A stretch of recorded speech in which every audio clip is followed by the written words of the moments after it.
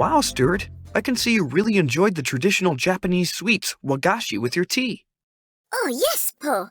Not only were they delicious with the tea, they were also pretty. Now that we are refreshed and energized, let's board our ship to Europe.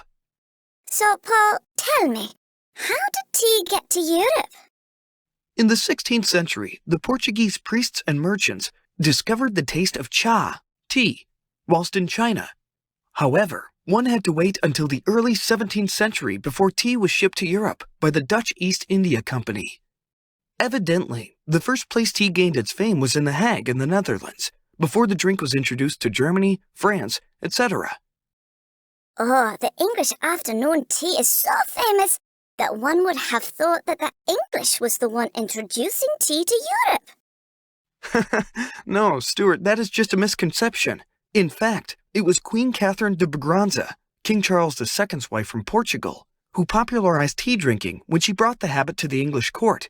It became a fashionable thing to do. As tea was rare in England during the 17th century, apparently Queen Catherine's dowry also included tea as part of the treasure for her marriage to the English king. There are many stories about how tea continued to transform after it arrived in the new continent.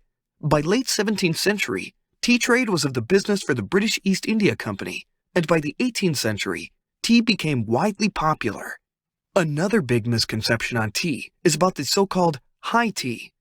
Today we can see many hotels or restaurants in major cities advertising high tea packages as sophisticated high society afternoon activities, but it has nothing to do with afternoon tea, and, in fact, is quite the opposite in terms of social standing in its root. Paul, what do you mean by that?